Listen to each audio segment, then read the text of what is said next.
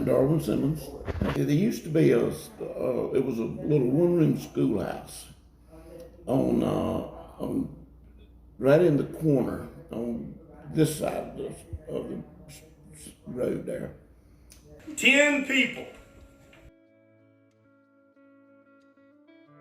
How many of you would think 100 years from now, people, possibly thousands of people, would come to know Christ through your story?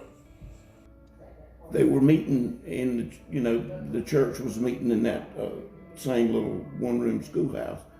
So they decided to actually build a church, and they did.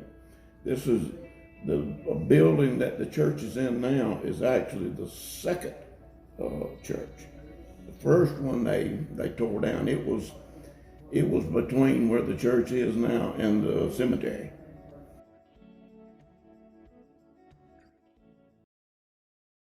Hi, I'm Karen Purvis. Earliest memories, we dressed very fancy back in that day.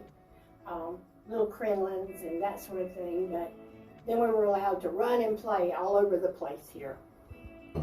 The earliest memory, I guess, is I remember Dad having to come pick me back up.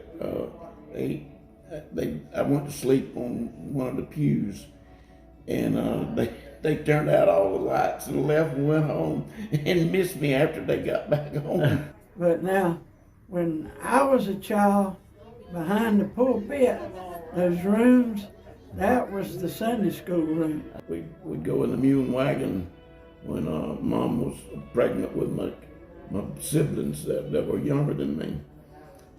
Otherwise, we'd walk.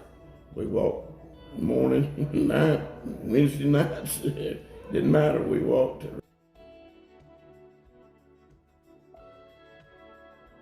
Sunday school classes with the greatest ladies teaching us. We had Miss Frances Purvis as one of our teachers. And in the margins of the Sunday school book, she wrote notes, and it just covered everything. And even young, I thought, wow, that takes a lot of time to study that much.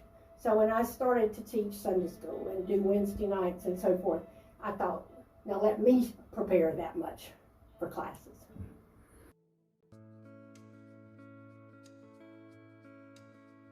Used to, when I was a kid, when they had the homecoming, and most of your rural churches done this, they had a table out here where the deep well's at now. They had a wood table, real long table. And that's where when the women brought the food and everything, they set all that food, and back then the women would take a dish towel or something, but they had lids on all the pots, but they'd take dish towels and throw over everything, And when we lined up, they let the ladies go first, and then the children would go. Or most of the time you'd go with your mother, and they'd fix your plate. But I remember eating out there, it seemed like, which the food's still good, don't get me wrong, and it's probably better to have it indoors, but it seemed like the food tastes so much better when you ate out there. But that's one of the things that I remember back when I was a child. And every time, whenever they got ready to have homecoming, all the children, we looked forward to having homecoming. Oh, we're going to get to eat. We're going to get to eat food off the table.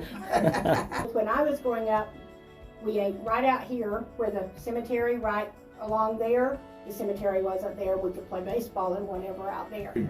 We used to have the homecoming, and it was always in the last Sunday in September. And there was no place to eat. Where the old building is now is there was boards nailed up between pine trees, and that's where we put the food. And they was, amongst all the flies and the gnats and the ants and everything else, but we didn't care. We ate and had a good time.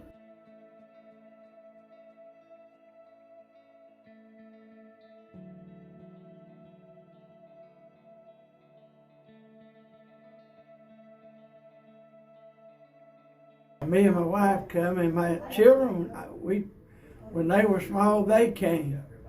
So we pretty much raised our family here at Oakdale. It's home. Like I said, it's been home for 73 years. You know, it feels like home, and everybody there is so friendly, and it's just and they care. They care about each other and the people, and that's what I like best about it. It's home.